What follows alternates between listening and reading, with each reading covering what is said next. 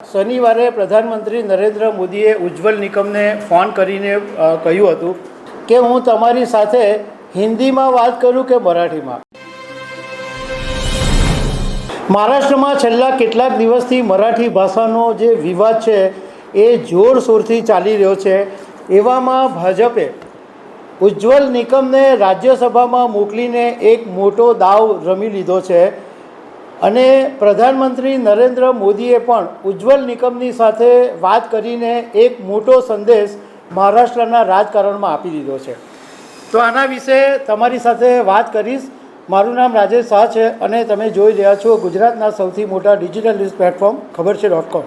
મહારાષ્ટ્રની અંદર BMCની ચૂંટણી હવે નજીકમાં છે અને અન્ય સ્થાનિક સ્વરાજ્યની ચૂંટણીઓ પણ થવાની છે. ઉદ્ધવ ઠાકરે અને રાજ ઠાકરે બંનેના અસ્તિત્વનો સવાલ છે, એટલે એક મરાઠી ભાષાનો મુદ્દો એમણે મહારાષ્ટ્રમાં ઉપાડેલો છે અને મરાઠી પોલિટિક્સની પીચ ઉપર રાજ ઠાકરે અને ઉદ્ધવ ઠાકરે બંને હમણાં જબરજસ્ત બેટિંગ કરી રહ્યા છે. પરંતુ ભાજપે આ બંને ઠાકરે બંધુઓની બેટિંગ નબળી પાડવા માટે એક મોટો દાવ રમી લીધો છે અને રાજ્યસભામાં મહારાષ્ટ્રના મોટા મરાઠી નેતા ઉજ્જવલ નિકમને રાજ્યસભામાં મોકલી આપ્યા છે. એકચ્યુઅલી મહારાષ્ટ્રની અંદર સરકારે એક 3 લેંગ્વેજનો કન્સેપ્ટ લાવેલો કે મરાઠી ભાષા સ્કૂલમાં બોલવી પડે, ફરજિયાત મરાઠી ભણાવવી પડે, અંગ્રેજી અને ત્રીજી ભાષા તરીકે હિન્દી ભણાવવી પડે. પરંતુ આનો એટલો બધો વિવાદ થયો કે સરકારે આખો જે આદેશ હતો એ પાછો ખેંચી લીધો. પરંતુ ઉદ્ધવ ઠાકરે અને રાજ ઠાકરે આમ છતાં પણ હજુ લડત આપી રહ્યા છે અને મહારાષ્ટ્રની અંદર મરાઠી ભાષાનો જે વિવાદ છે એને કારણે વકરેલો છે. હવે તાજેતરની અંદર રાષ્ટ્રપતિએ દેશના 4 મહાનુભાવોને નોમિનેટ કર્યા અને એમાંનું એક નામ છે ઉજ્જવલ નિકમ. ઉજ્જવલ નિકમ મરાઠી પરિવારમાંથી આવે છે અને જલગાંવમાં જન્મેલા છે અને એમના જે પિતા હતા એ પણ ન્યાયાધીશ હતા અને બેરિસ્ટર હતા. ઉજ્જવલ નિકમને ભાજપે લોકસભા 2024માં મુંબઈથી ઉતારેલા, પરંતુ ચૂંટણી હારી ગયેલા. હવે મરાઠી વિવાદની વચ્ચે ભાજપે દેશના ઉપલા સદનમાં એક મરાઠી નેતાને મોકલીને એક રણનીતિ કરી છે એ સામે આવી છે. કારણ કે ઠાકરે બંધુઓના જે નેરેટિવને જે કાઉન્ટર કરવું હોય તો આ ઉજ્જવલ નિકમ એ એક મોટો ચહેરો છે. કારણ કે ઉજ્જવલ નિકમને બધા જ જાણે છે કે એમણે એવા મોટા કેસો લડ્યા છે. 26/11/2008માં જે મુંબઈની તાજ હોટલ પર હુમલો થયો એમાં અજમલ કસાબને ફાંસીની સજા આપનાર ઉજ્જવલ નિકમ. આ સિવાયના બી મોટા જે કેસ છે એ ઉજ્જવલ નિકમ લડ્યા હતા. આમાં પ્રધાનમંત્રી નરેન્દ્ર મોદીએ પણ એક બહુ જ મોટો સંદેશ આપી દીધો.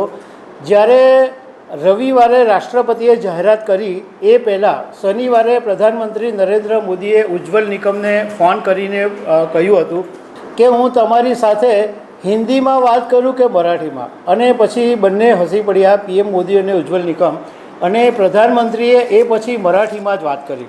એમનો આ સૌથી મોટો સંદેશ એ હતો કે દેશના સર્વોચ્ચ નેતા છે એ પણ મરાઠી બોલે છે, મરાઠી જાણે છે અને મરાઠી ભાષાનું સન્માન કરે છે અને આ મુદ્દો અહીં સમાપ્ત થઈ જવો જોઈએ એવો એક સ્પષ્ટ મેસેજ પ્રધાનમંત્રી નરેન્દ્ર મોદીએ ઉજ્જવલ નિકમની સાથેની વાતમાં આપી દીધેલો.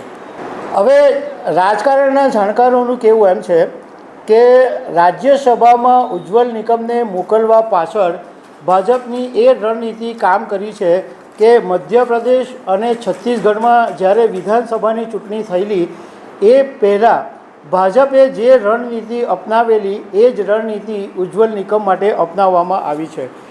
મધ્યપ્રદેશમાં વિધાનસભાની ચૂંટણીમાં ભાજપે એવું કરેલું કે ST મતદારો છે એને ફરી પાછા ભાજપમાં લાવવા માટે ભાજપે રાણી દુર્ગાવતી ગૌરવ યાત્રા કાઢેલી અને ભોપાલની અંદર હબીબગંજ રેલવે સ્ટેશન છે એનું નામ બદલીને રાણી કમલાવતી રેલવે સ્ટેશન રાખી દીધેલું હતું. એવી જ રીતના છત્તીસગઢની અંદર વિધાનસભાની ચૂંટણી પહેલાં આદિવાસી મતદારોને પોતાની સાથે જોડવા માટે ભાજપે આદિવાસીઓ જેમને ભગવાન માને છે એવા બિરસા મુંડાની જયંતિને રાષ્ટ્રીય સ્તરે જનજાતિ ગૌરવ દિવસ તરીકે મનાવવાની શરૂઆત કરી. તો ભાજપ એવી પાર્ટી છે કે ઇમિડિયેટ એક્શન લે છે અને સંદેશ પણ આપી દે છે અને સંકેત પણ આપી દે છે. એટલે એવું માનવામાં આવે છે કે ઉદ્ધવ ઠાકરે અને રાજ ઠાકરેનું જે શસ્ત્ર છે એની સામે અત્યારે ઉજ્જવલ નિકમને ઉતારી દેવામાં આવ્યા છે. તો દર્શક મિત્રો, આવી અનેક વાતો સાથે અમે તમને મળતા રહીશું. Thank you very much.